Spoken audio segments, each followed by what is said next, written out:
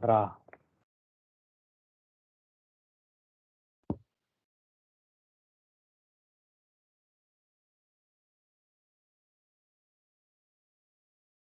Okay.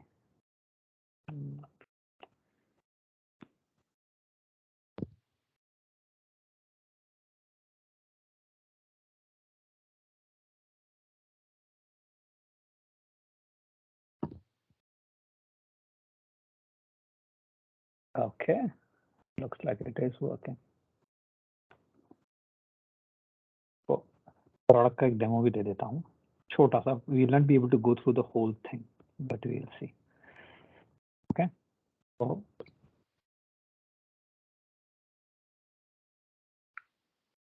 who's doing the recording? मैं कर रहा हूँ. Okay. You might not be able to save it. Let's just be careful about that. Okay. Just see that it gets saved. Anyway, Okay. jumping into what are product and functionality is, right? As we define it, Gov2Biz is a licensing and permitting platform. Okay. And I will start with this explanation that I believe I used with Raju before. But it is a licensing and permitting platform where our customers are government agencies and only government agencies.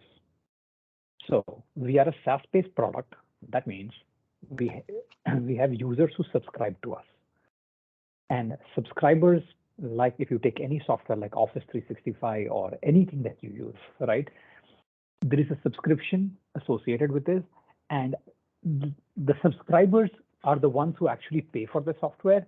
And while there might be other people who use the software, the only ones who actually pay for it are the ones that are really considered our customers. So why is this important? Let me share my screen and talk to you about it. Whole screen. Okay, so I start with this, and in this, let's start with the. I'm assuming that you all can see my screen. Yes, Yeah, sir. we can see it. Okay, so होता ये है कि if I take an icon and so licensees need to react. People, right? The licensing is the activity of obtaining a permission, and the activity of obtaining a permission from an authority, and the authority usually ends up being a regulatory body. Regulatory body का फंडा ये होता है कि कोई भी US में specifically, let's take a step back. US में क्या होता है ना?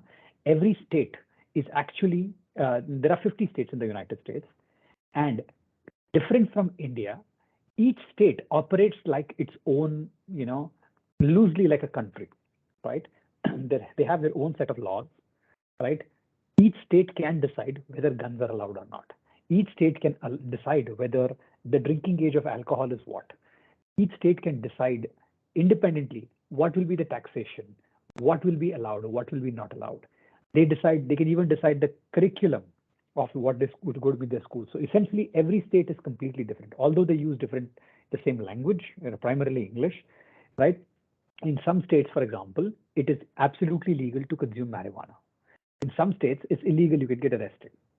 In some states, it's okay to own guns. In some states, it's not. In some states, abortion is legal. Some states, abortion is not legal. So every state operates independently, right? That is essentially written almost, in several laws. That's what every state is divided as a separate entity of its own. So every state is basically considered, think of, for right now, we're going to zoom in on one state, on any state for that matter. Each state breaks itself up into departments. Like any large company, they have a department. They have a department that handles all the, example, public safety. There might be a department that operates, that handles all the, for example, all the finances, the chief financial officer. There might be a department that handles all the retirement and pension and everything. There might be a department that handles all the workforce. So usually they break themselves up into many departments. And sometimes those departments can be, some states have few departments and the same department takes care of many activities. And in some states, they have multiple departments for everything. So if you were to go to Massachusetts, for example, The state of Massachusetts has many departments, right? Whereas, for example, if you go to the state of Ohio, they have fewer departments. So they just organized it differently. Okay. Also, in every state, the same activity or same thing might be regulated by a different agency. For example, in Texas, if you want to buy a gun, you are regulated by the Department of Public Safety, Texas Department of Public Safety. But in Florida, if you want to have a gun, you're not regulated by the public safety. You're regulated by the Department of Agriculture. Now, agriculture has got nothing to do with guns, but that's how politics is. The political structure, the organizational structure and everything decides which organization regulates what. Okay. So usually three things are regulated, right? Usually two things are. It's either an activity which is either performed by a person or a business, or an occupation itself or a profession. Okay, so an occupation would be things like you want to be a barber, you want to be a doctor, you want to be a plumber, you want to be an electrician. Usually these are considered professional services. Attorneys, for example.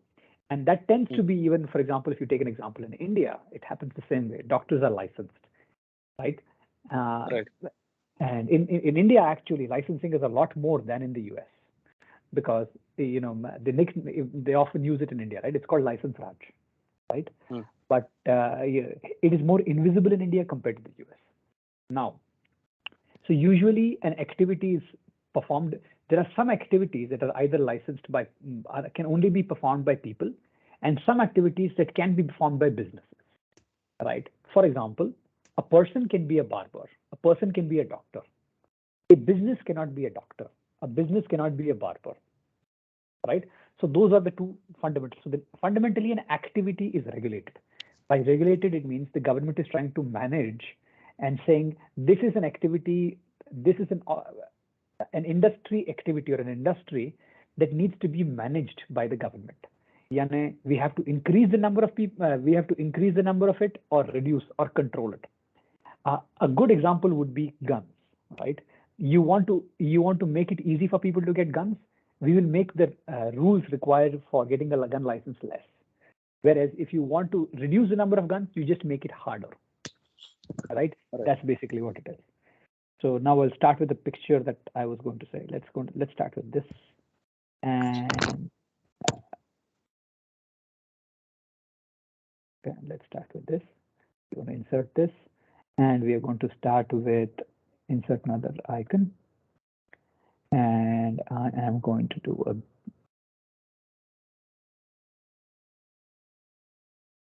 okay.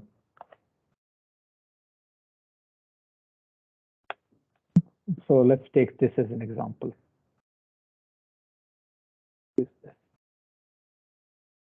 So let's just assume for the time being that this is the government and this is the person, right? Now, this person could be simply a person who wants to become a doctor, or he or she, in this case, he wants to become a plumber or an electrician, or he wants to do something else, right? Which is a regulated activity, which is decided by that state. And by the way, it is also important to know that some things might be regulated in one state and they might not be regulated in another state. For example, it might be important for in Texas. In Texas, you don't have to be a licensed. You don't have to be licensed to be a pawn employee.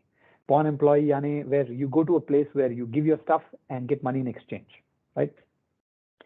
That sort of a business. In Texas, an employee doesn't need to be regulated, but in many other states, they need to be regulated. They need to be licensed. That's where it goes to. So now, in this case, the licensee wants to perform a business with the government. And usually, this sort of interaction used to happen. Without our system, it happens this way, right? This person decides to apply for a license, so they contact this agency.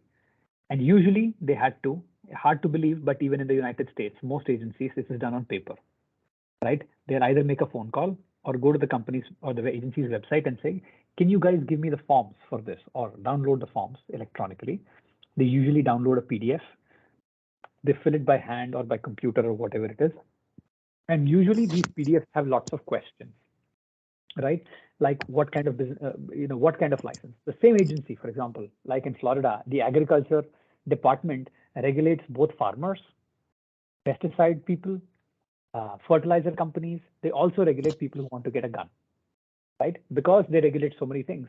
The first, there'll be a different form for different things, right? If you want to have a pesticide license, pesticide sprayer license, the kind of questions that will be asked to you will be different compared to a questions for owning a gun, right? So they download the right form, and in that there's usually a lot of questions, and the questions can vary based on the kind of sector they are, right? But typically all these questions usually fall under the few categories of either what is your identity, who are you basically, right? Then are you qualified to, in some cases, if it's a professional license, are you qualified to do this, right? The second one is actually more know your customer, right? KYC, where first of all, who you are, and then where have you lived, where have you been, can you provide me proof of who you are, right? That's usually, and that's address history and stuff like that. The third packet ends up being, are you qualified to do this business? Are you qualified to do this activity? And sometimes it can be, give me a copy of your college degree, give me a copy of your XYZ degrees or diplomas or whatever it is, the requirements. Sometimes if it is a business, it's usually not the degrees, it's usually, do you have the finances to run it? So example, let's say you want to open a bank. Do you have the money to open a bank? And when the state might say you require you need to put out a bond for $50 million or $100 million if you want to start a bank, right? So do you have the resources for it, right? So usually the questions go like that. And another set of questions typically ends up being very, very license specific, as in a state, for example, in some states, they might ask you information about your background. If you have ever if you have ever been arrested for, let's say, drunk driving, DUI or DWI, you will never be able to get an alcohol license, right? Because you've already proven because of your history that you are not responsible. And some other state that might not apply. So those questions usually come up. And usually the last one is they ask you a bunch of questions about, are you sure, you swear that there's attestations, acknowledgements. I swear I have not committed a crime. I swear that I'm legal. I swear that everything that I provided is correct. So overall, they all form under, they go under these categories, right?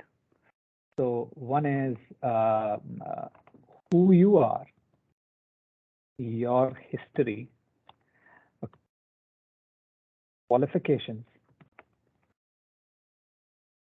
then standard questionnaire. What do you want to do?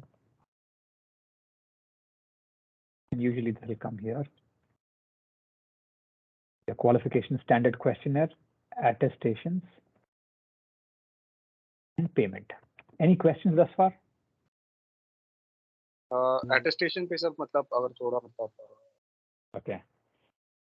Attestations are basically declarations. Usually, if you see a long form, we have filled any form for a bank or a loan or anything like that, what you'll have is at the end, you'll have a little checkbox.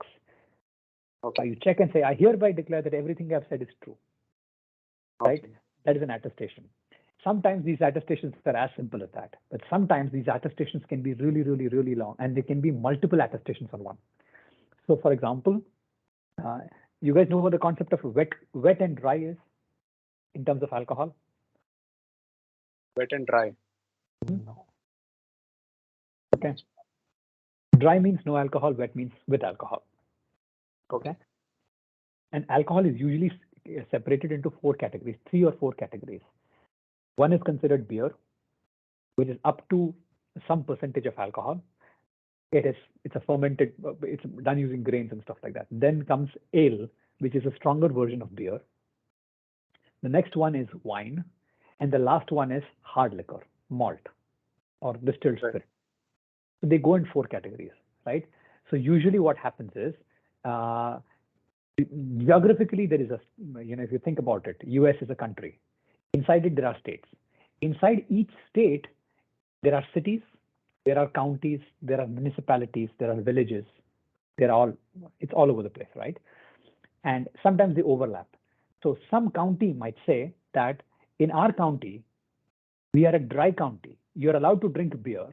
You're allowed to have beer, but you're not allowed to have beer and ale is okay, but wine and hard liquors, distilled spirits are not allowed. So we are dry for distilled spirits and wine, but we are wet for beer and ale, right? And in some states, in some other county, it might be we are dry for everything. In most counties, it will be wet for everything. But so it's like a dry wet thing. So where the attestations come into place is, let's say you want to open a bar in a particular county which is dry for wine, right? Okay. So what will happen is your attestation will not just be, I swear, I hereby declare that everything that I'm saying is true. Your attestation will also say, I understand that I'm in this county which is dry for wine, and I solemnly swear I will not be selling wine, right? And usually a lot of attorneys and lawyers and everything like that get together and write the attestation. It's usually maybe 4 or 5 lines long, but it is very heavily, legal, like the content. And I've actually seen places where it's like 5, 6, attestations for one form. Usually we are trying to say you have not lied. You are who you are. For example, I might pretend that I'm Aijaz and I might file the whole application considering Aijaz, and Aijaz doesn't even, as if I'm Aijaz, and Aijaz doesn't even know that I filed an application, right? It's usually things like that. Or, I might have doctored an image of my bank records and done it, right? Things like that. So it's a set of documents, things that you check, yes, no. And sometimes these attestations can also take another form where you physically need to go. And I'll take an example of alcohol in Texas, right? So for example, if I want to open up a bar in Texas, let's say in my city, in San Antonio, I have to fill up the application. I also have to go to the local city clerk, the county clerk, and present them my application. And they have to physically put a seal, right, where they say approved, and they have to physically sign it, because what they validate is that my county, my bar is not within 200 feet or 500 feet or 1,000 feet from a school or a religious institution, or example, if it's a bar, you expect it to be loud at night and stuff like that, right? So it can't be near a retirement home or whatever it is. You know what I mean? And Right. for obvious reason, it should never be near a school or college, right? Or at least near a school, maybe, right? It should not be. And because states generally tend to be big, right? It's not possible for somebody sitting in the capital to know whether this is really a school 200 feet or not. So that's why the local county will actually look at it and say, because they're very familiar, right? And they might go and take a look and say, no, this is not, what you have said in this application is not right. I'm not going to let you apply for it. So sometimes it goes that far. That is also considered an attestation. Although there are other names for it also. It's also sometimes called a certification, right? That's it. But ultimately, sometimes the application form can be 2 pages long. There's really nothing. And sometimes these application forms can be 20, 30 pages long. And along with the applications, there is also a lot of proofs that you need to attach. Evidences of proofs. And sometimes those evidences and proofs can be things like, let's say, going back to an example of a bar, they might need a copy of your, proof of ownership of that place. You're opening a bar, but, how do I know that you are legally authorized to do it? So you might have to provide a rental agreement or a lease agreement or a proof of ownership. Example, things like that. You might require to provide pictures and photographs. You might be required to provide a copy of your driver's license or your birth certificate and stuff like that. A lot of proofs and evidences go along with it. And finally, there are payments. So sometimes the calculations for the fees can be very simple. It can be $100 or $1,000. Just pay it and you're done. But almost more than 85–90% of the times, it is not straightforward. It usually goes with a set of terms and conditions. Like if you're applying for your first license, then it's $100. But if you're applying for a second license, then it is $200. However, if your first license has been issued within the last 20 days, then it's only $150. So it can get really, really complicated. And if you're a veteran, you get a discount. If you have had a license for more than 20 years with us and you've never had a problem, then a second license is, at 50% discount. So there can be discounts, there can be blah, blah, blah, lots of other things that go on. And usually the fee calculation can get very, very tedious and complex. So fee calculation needs to happen. And there is payment, right? Ultimately, the fee is calculated and then there is payment, right? Whereas 85, maybe I would say 80% of the payments are all electronic. There are still some people who prefer not to make an electronic payment. There are still some people who decide to make a check, write a check, or they might even decide to do a wire transfer or ACH and all that. But we'll come to it.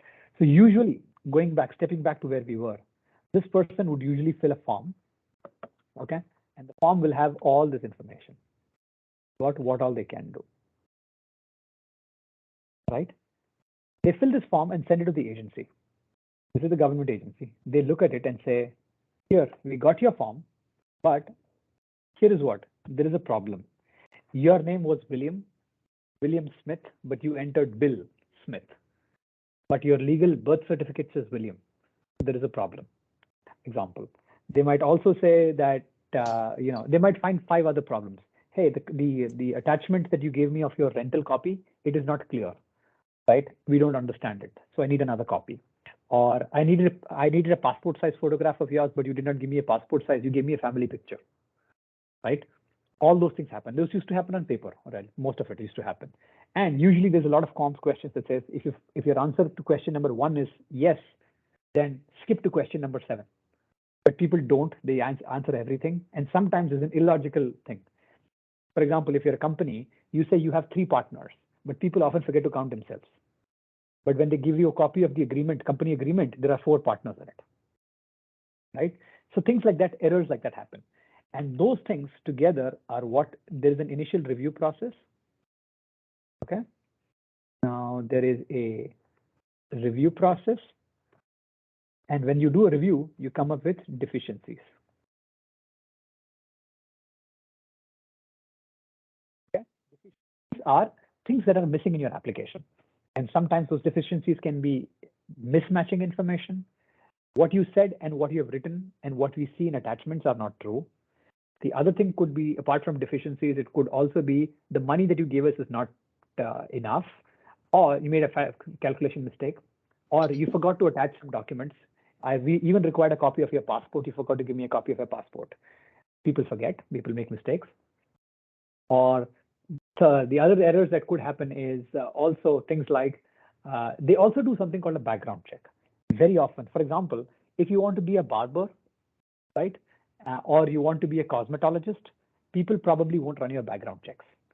But let's say you wanted to be a plumber, they will run your background checks because you will often access people's houses, right? So they want to make, mostly it's written in the statute that they will run a background check. So when you say a background check, they do a criminal background check. Okay.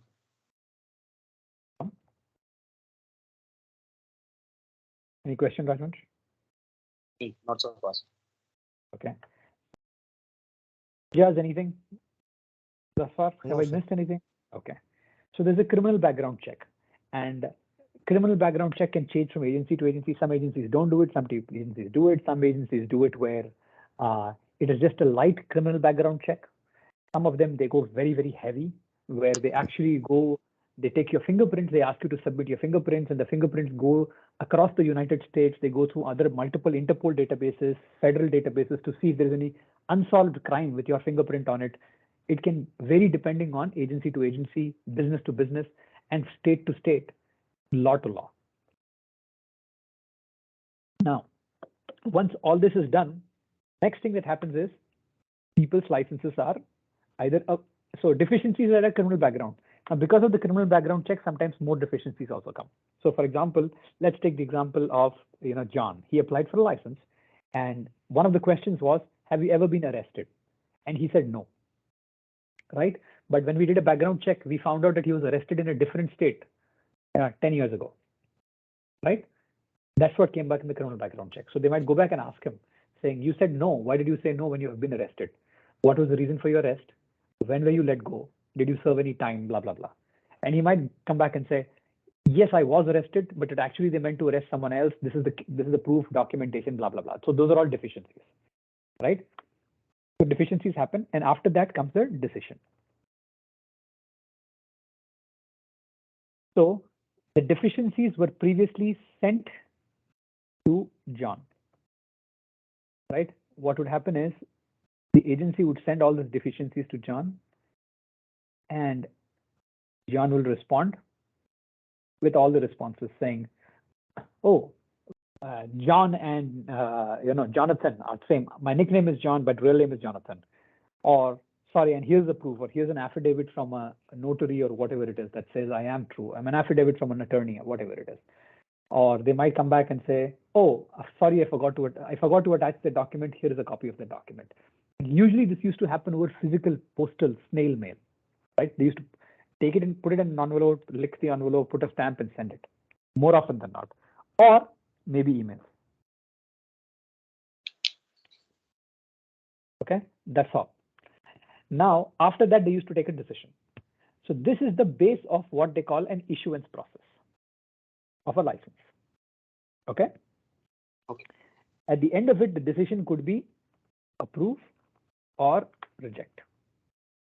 Usually, there are other decisions, but fundamentally they fall under two categories: approve or reject. Okay. Now, whether you're trying to be a barber, whether you're trying to be a doctor, a plumber, whether you're trying to open a bar, whether you're trying to open a hospital, whether you're trying to build a car factory, the process doesn't change. It is pretty much the same. The questions change, the answers change, the names of things change, but essentially the process is exactly the same. Okay. Okay. Any questions thus far? No, sir. Okay. Ijaz? No. Okay, perfect. Let's move on to the next step. This is what used to happen without Gov2Biz. Now, what happened when Gov2Biz came in the picture was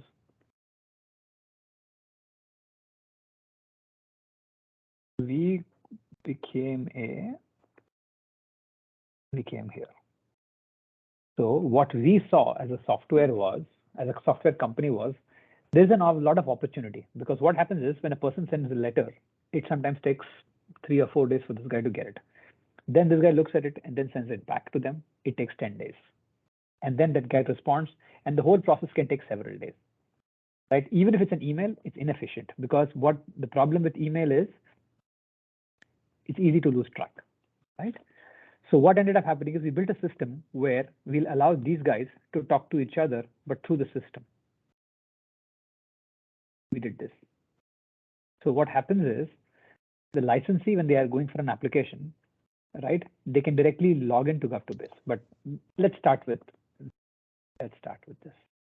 Okay, we went and spoke to the government and said, each government agency, your process is slow, that you have pains and you have all these things that don't work, and you guys get in trouble. You get in the news, for example, for all the wrong reasons, right?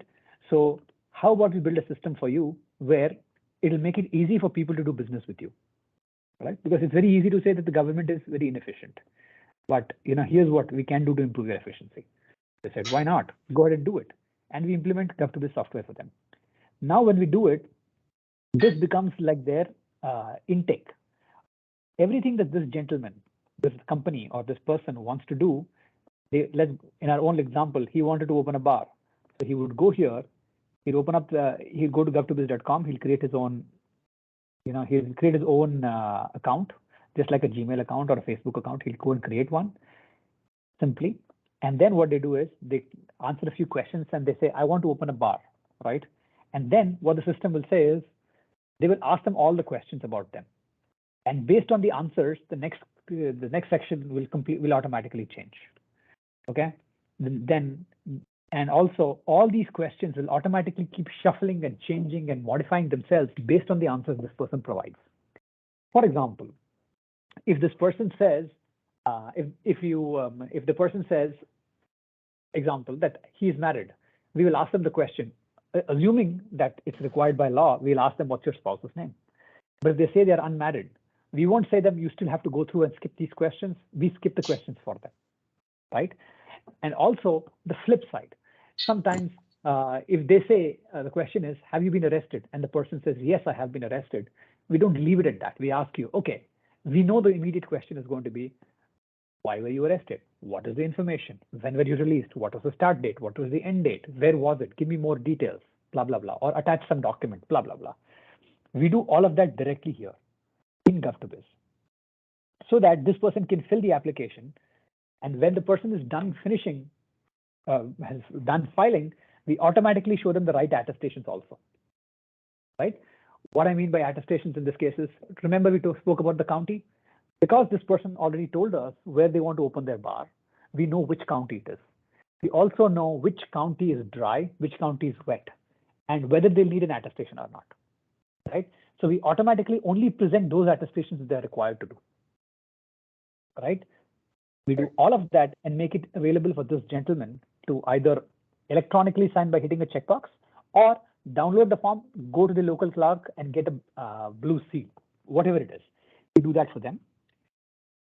We make sure that they have to provide evidences and proofs before they go forward. And then we do the fee calculation and we ask them to make the payment. Once they are done with this whole thing, then the application is made available to the government agency. Okay, so by the time you have filled up your application, right, the amount of energy that you have already spent in this, it proves that you are seriously considering getting a license. You just didn't start the application, fill a half completed application, no payment and nothing like that, right? So this person filled the form here. The form was basically, let's say 85–90% validated because no invalid questions were there. No questions that were supposed to be filled were, no mandatory questions were missed. None of the attachments were missed. All the calculations were removed, remember? So the number of deficiencies goes down significantly. Right. Next, what Gov2Biz can also do is we can also fire a criminal background check automatically. So we can quickly go to another agency externally, right? Usually it is a police department, or in the states it's called, in different states it's called Department of Public Safety, right? If we need to, we can automatically fire a DPS check. Okay, we fire a DPS check, we get the results, and when the results are available, what we do is we don't send an email to anyone.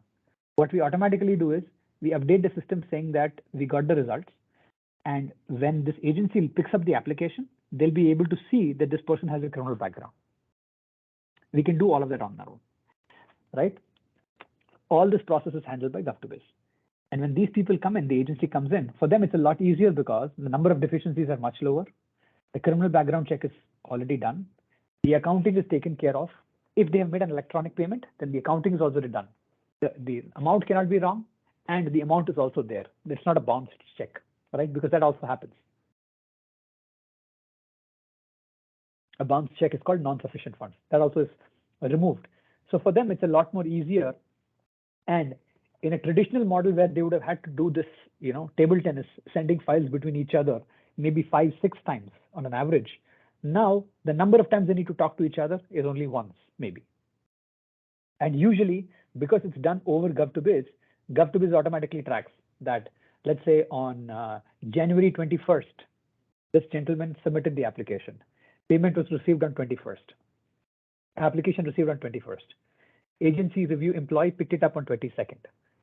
He processed the application. He sent the deficiency back on 22nd. This person did not respond for 20 days. And after 20 days, he responded. Gov2Biz will automatically track that completely item by item so that whenever an auditor or anybody comes, or this person who's processing, his boss comes to him and says, why is it taking so long, right? He can quickly pull up the history and say, here's what, I processed this in 1 day. This gentleman has not responded for 20 days. I can't do anything. And that is very important for the government because sometimes the number of applications that they might be getting in a typical month might be tens of thousands of applications, right? So we do all of this on an automatic basis. And also when they want to make an approval, they simply click a button in the system. When they want to make a rejection, they simply click a button in the system and the approval or rejection is done. And Gov2Biz will automatically send out notifications to this person saying, congratulations, your license was approved. Or sorry, your license was rejected. Whatever it is, it happens here. Apart from that, as you can imagine, when this agency sent them deficiencies, this person will say, I never got the email, or I didn't know that you had a deficiency. So all the reminders, GovToBiz automatically sends lots of reminders. 1 reminder, 2 reminder, 3 reminders, lots of reminders. And for every deficiency, I believe there are 3 reminders for every deficiency. Yes, there are 3 reminders for every deficiency. We do that. Apart from that, if, example, if the payment failed, they will know. If the payment passed, they know. They get all these notifications. So they always keep constantly getting updates of their application. Okay. And previously, when they filed an application and they want to know the status of their application, they would have had to call the agency. Really, literally on the phone, wait on the line, get an answer, and then they'll say, where is the status of my application? And because if it's a non-digital system, the way they'll say is, okay, my name is John Smith, and I filed it on so and so date, blah, blah, blah. So somebody literally looked through paper files and give them the answer. Here, they can simply log in and they will immediately know the status. They don't even need to pick up the phone and call.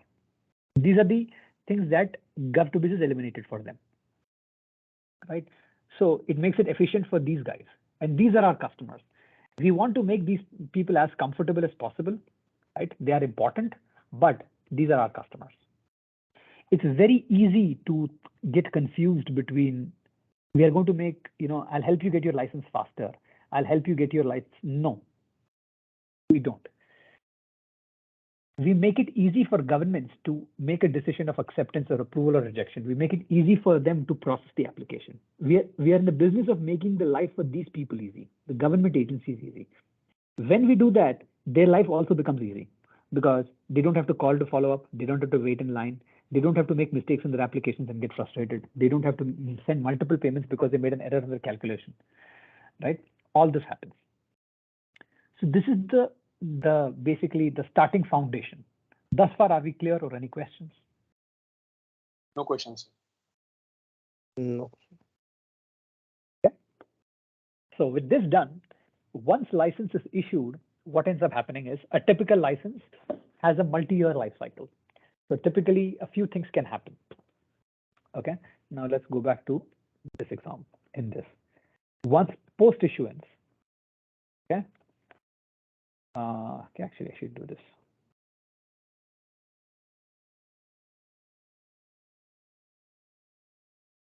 What you have is issuance. You have one. What else can you have? You can have things like changes. Okay. Self-initiated changes. Okay. Example, name change, address change, or change in ownership. Okay, don't just imagine that this is a person. This could be a company also. So sometimes companies change names. Companies change names. Sometimes even people change names, male and female, right? And they might do that. They might change their address. They might contact information. Okay? They might change even their ownership, right? So previously it was one person, and now this person wants to bring their kids, and one of the kids wants to leave. They want to bring their sister or brother into the deal. They want to bring their husband or wife into the deal, or XYZ, right? It happens. And sometimes change of company type also. Yeah? You might be a sole proprietorship. You might want to become a corporation. You might want to become a public company. You want to become a private company. You might be having a share buyback. You might have lots of things, right? So lots of things happen. And exactly what all can be done depends on the actual license, the actual kind of license. For example, if you want to become, if you're a single person, if you're a person, a human being, a natural born person, right? A natural person, not even natural born, natural person, then in that case, there is no concept of ownership. You are a single person, right? However, if you're a company, ownership matters, right? Ownership, officers, okay? All these things really happen. So this is kind of self-initiated changes. And then required activities, actions. So these are things like renewals. It's usually annual or biannual renewals are there. Second thing that usually ends up happening apart from this is reporting requirements. Okay? So for example, some of these, right? If you take the example of a barber, you never have to tell how many people's hair you cut this month. But let's say you are a gun manufacturer and you're going to sell guns.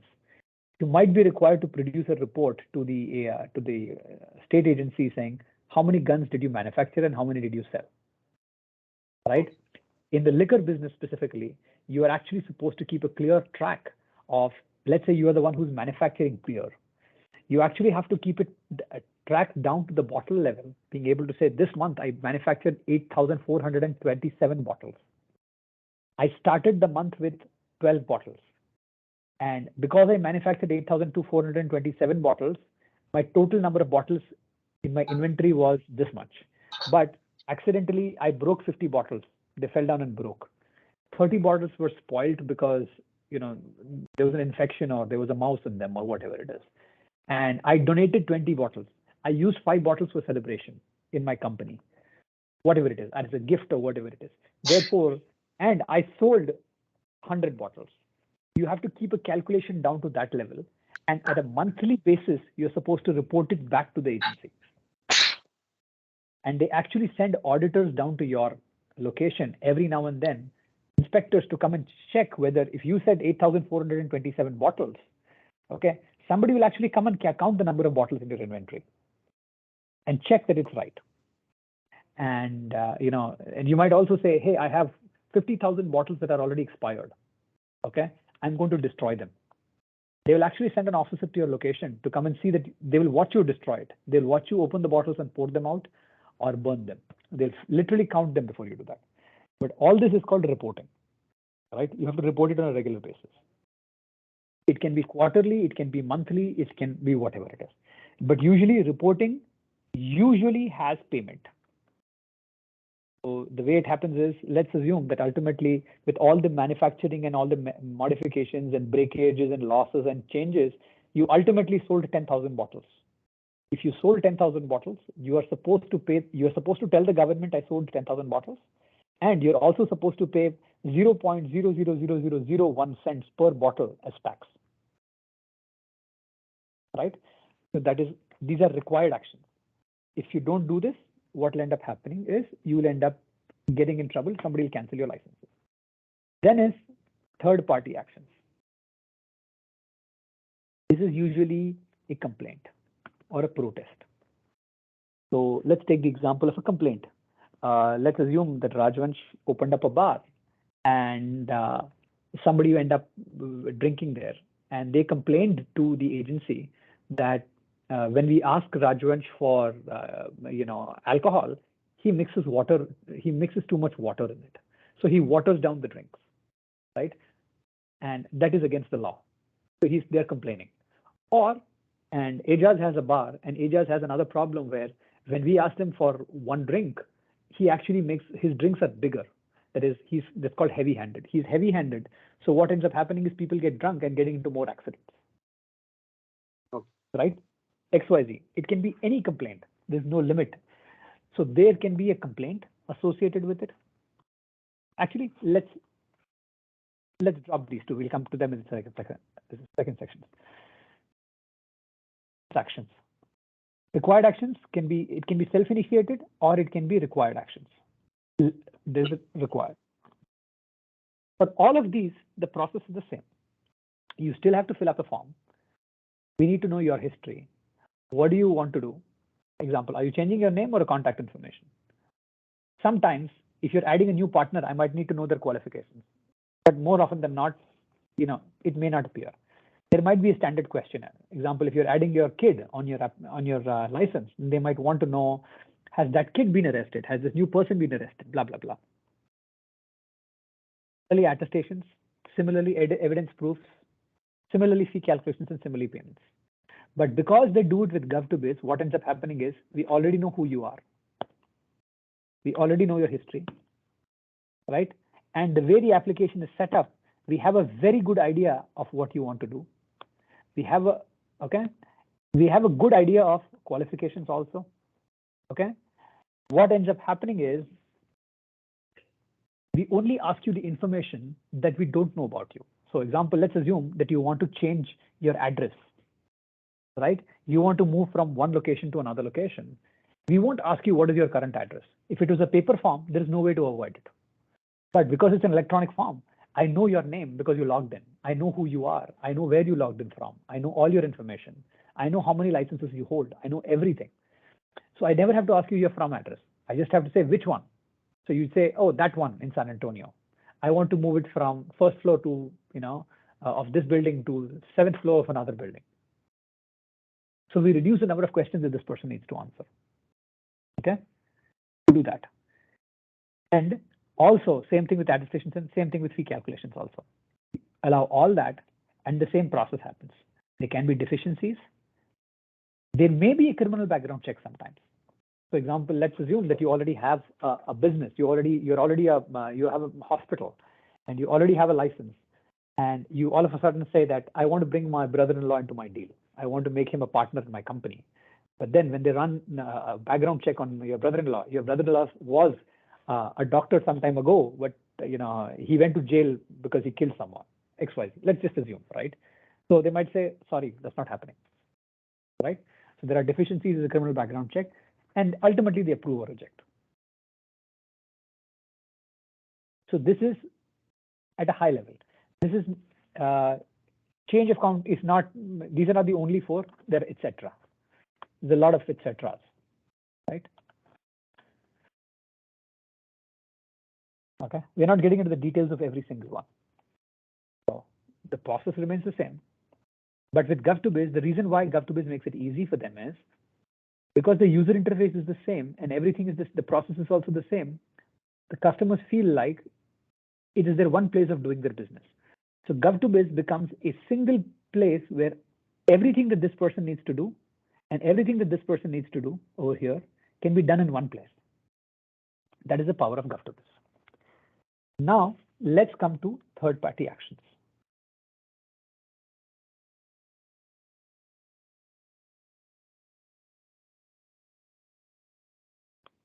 Third-party actions can be external.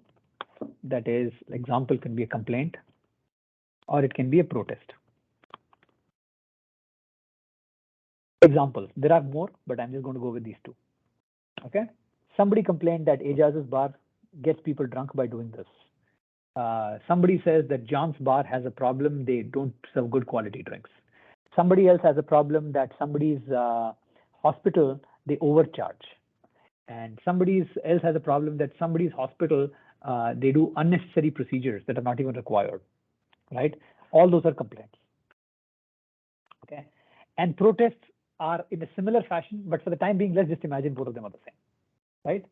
It could be externally initiated, and at the same time, they could be internal, as in what ends up happening is every agency is required to perform certain actions on an irregular interval. So let's assume that you're running a hospital. The agency is required to send officers to your hospital every 1 year, every 2 years, or whatever it is, and they are like auditors. Okay, so what they come and check is they come and check that you're following the right processes. For example, they might come and look at your books and say, tell me why, on an average, every patient outside, every person who's having a diabetes a diabetes patient or a terminal disease patient goes through 10 on an average goes through 10 treatments, but in your hospital it's 20 treatments. Why? Or they might come back and say, why is the survival rate in your hospital so low compared to everywhere else?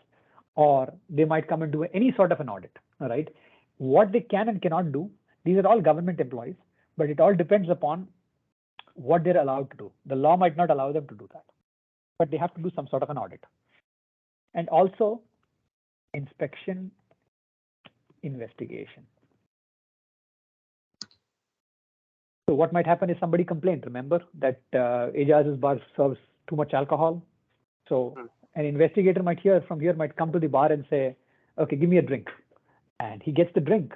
And then he actually takes but he comes like a sting operation. He comes in regular plain clothes, like just a regular guy. He just comes up and shows up and say, yeah, give me a drink. When he gets the drink, he'll literally be able to measure and say, hey, it was supposed to be 30 ml. You gave me 45 ml.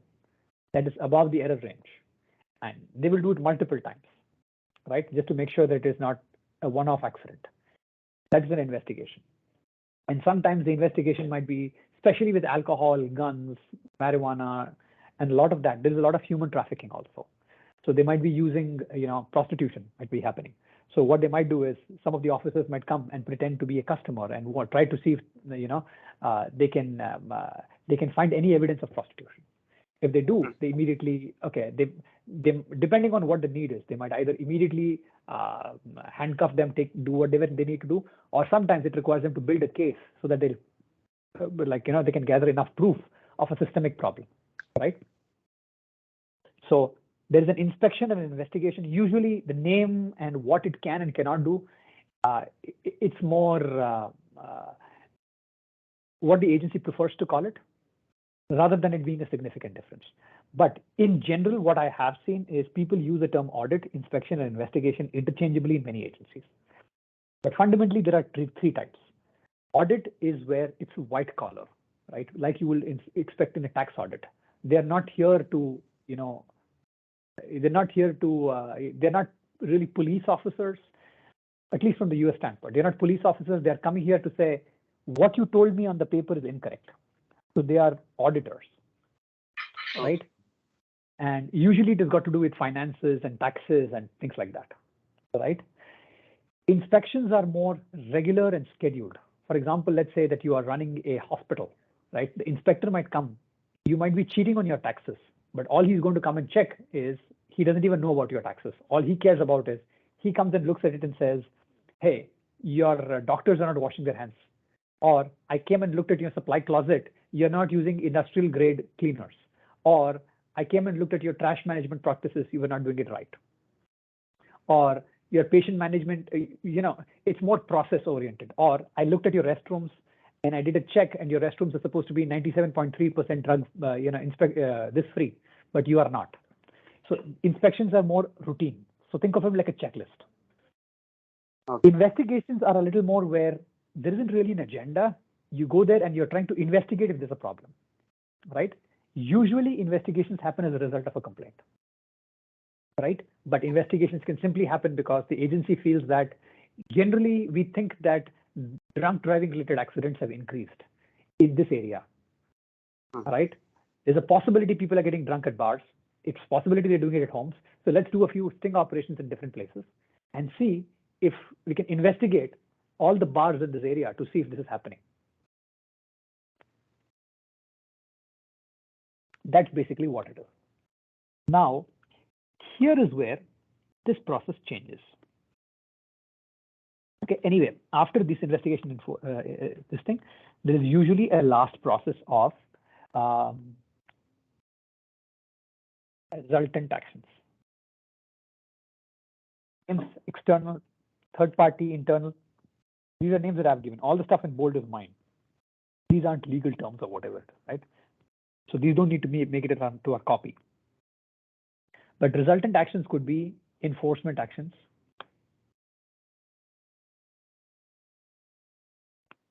Enforcement actions, and the next thing could be, enforcement actions, which could be cancellations,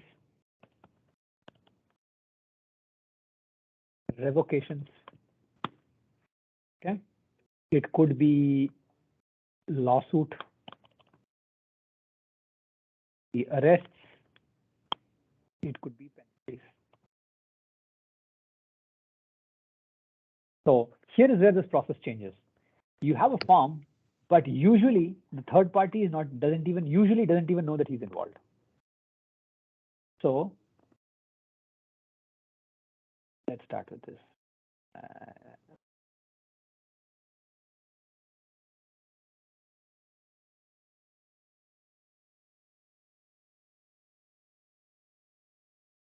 So let's take her as an example. She is the one who filed a complaint. Previously, they would have to do it on paper, but now what they can do is, okay, let's get rid of this guy. She can directly go to gov2biz.com and she can directly file a complaint. And when she files a complaint, these guys don't have to receive it on paper. She can tell, my problem is at this particular hospital or this particular bar or whatever. She can clearly identify it. And the agency's work also becomes easy because they're not looking for lots of paper. Okay. and also automatically tracks them. Now she can do it on this on Gov2Biz. These people can look at it and say, no, this is a frivolous complaint. We can't do anything about it. For example, this person might be angry because the hospital bill was too much. Okay. Now the agency might look at it and say, hey, it was a chemo treatment, and a chemo treatment that they, for you, 1 lakh might be too much. Okay. But by standards, 1 lakh is normal. So sorry, we cannot take care of it. Or her complaint might be, or that might be something that investigate, or it might be more, hey, they're serving cold food in their cafeteria. That's a complaint that the agency can't do anything about. So they might cancel it off. It's a frivolous complaint, rejected it. Or they might say, oh, there's something to look at. So they might look at. Any questions? No, sir. Okay. Perfect. So this is also they are to do. And in this case, this person doesn't even know that a complaint was filed. It is important because if this person knows, they can threaten this person. Right? To avoid that, agency knows and this person knows, but this person doesn't know. Okay. So they can do all of these transactions, everything here. The agency can look at it and they might send an investigator. Now, what the investigator will need to do is they usually have either a internal processes. Okay. Internally, what they will have to do is they will have some sort of a survey form, questionnaire.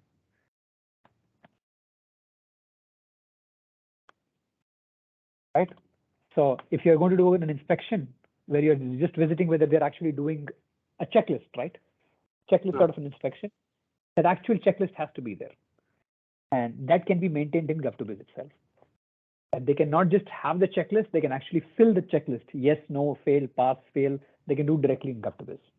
And by doing that, once they are done with that, let's say they showed up at the person's let's say restaurant, and they saw that these guys are not keeping their food in the fridge overnight. They're just leaving them outside and going away, which is a health hazard. Let's assume they were regulating restaurants.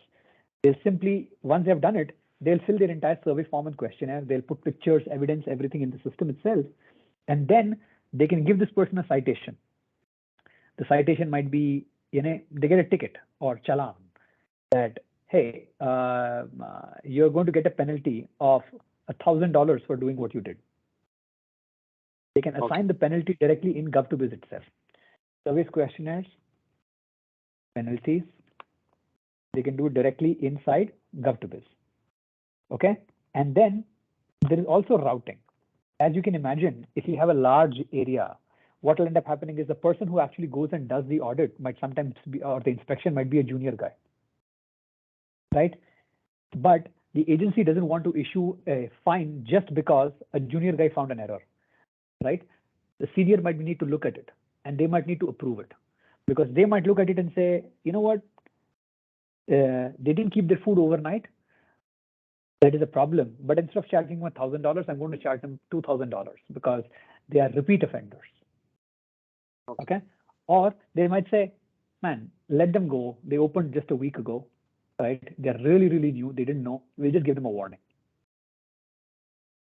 All this also they can know directly from Gov2Biz because remember when they issued their license, they did it directly in Gov2Biz. So we know every history of everything that has happened in the past. So if there have been a restaurant which has been there for 10 years and we have done 20 inspections, 50 complaints, 100 protests, 100 investigations, all that history is automatically there in Gov2Biz. So when the officer is making the decision, they can do it based on real knowledge of what happened rather than, more of a case by case basis, right? But that routing and all that can be done. Now let's assume that it was a actual investigation, and during the investigation is it's a whole thing itself. Let's say inspections.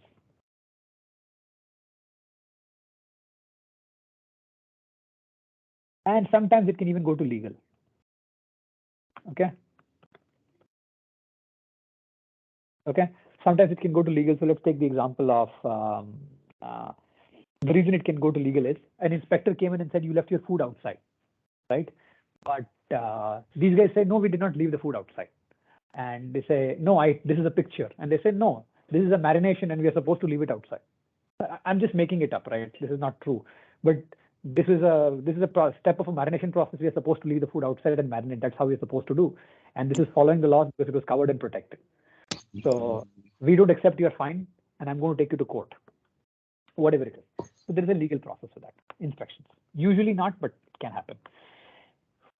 Similarly, with audit, also something similar happens. Same. They might not have a survey form or questionnaire, but they generally have a checklist. Okay, what are they looking for? It's not a witch hunt. I mean, they're not. It's not an open-ended thing. Let me just look at everything. They go with a specific objective, right? Are you doing your taxes properly? Are you destroying your products properly? That's all, right? So there's a survey form, questionnaire, or checklist. There's routing and penalties. Investigations is where it gets really, really interesting. Investigations are pretty much like what you probably see on TV, right? There is actually a case. There is actually suspects. There is actually evidence, witness, investigative actions.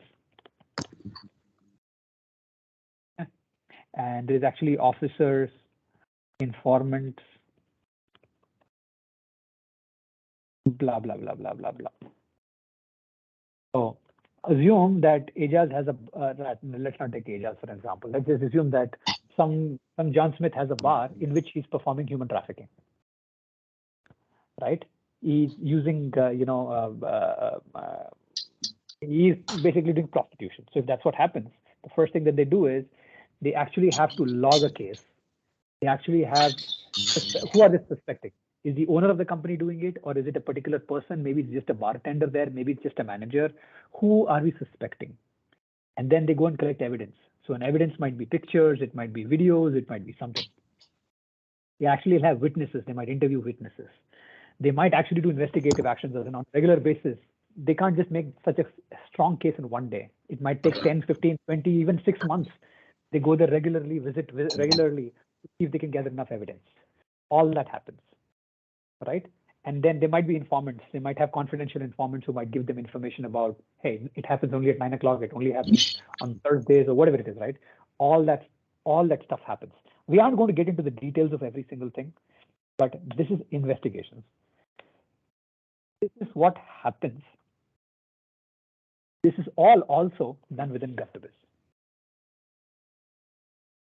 Okay, and all this is all internal process. So there is no deficiencies or whatever it is here. And in this process, what ends up happening is here is also also arrests and legal.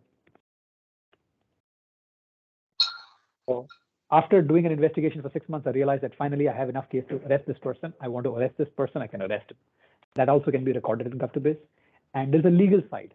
Just because you arrested that person doesn't mean that you're going to win the case. Just because you have evidence doesn't mean you're going to win the case. Or that person might say, no, you shouldn't have done this, or whatever it is, there's a lawsuit. So you might give them a criminal penalty of, let's say, usually the criminal penalty is really, really steep, right? You go to jail or whatever it is, or the penalty in terms of civil might be, hey, it is going to be $50,000, which is a significant amount of money, all right? It's $50,000. And these guys might go back and say, the owner might say, I'm not doing it, right? I'm not going to pay. So entire legal action also happens within this. But if they decide that they want to issue penalties, they can issue it from GovToBiz. That's the beauty of it. So let's assume that it is not something as serious as human trafficking. It is like, this guy did not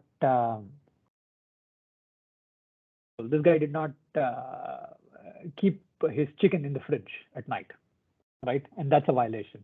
And the agency said, here's a $100 fine, pay it, or we'll shut down your restaurant. This guy says, yeah, what the heck, I'll just pay the $100. He can make the payment on GovToBiz. And whether or not he paid, GovToBiz is tracking it. So next time when he comes around, we know that, hey, you still have not paid $100. We are waiting for the last 6 months. And it will do all the follow-ups and all that. And finally, final actions. Final action might be because of everything that you're doing, right? For example, one of the laws in Texas is you cannot sell alcohol in Texas on Sundays, right? Let's say I found evidence, I looked at your cash register and I found you had a lot of sales transactions on Sundays. I might just say, you're not following the law. I'm not going to give you a penalty. I'm not going to give you a fine. I'm not going to throw you in jail. I'm just going to cancel your license. You can no longer sell alcohol. They can do that as well. All this can be done within GovToBiz. So any transactions that the licensee needs to do with the agency or needs to be done about regarding the licensee. It might be completely internal processes. It might be a third-party action. All can be done within GovToBiz. This, in a nutshell, is what GovToBiz is.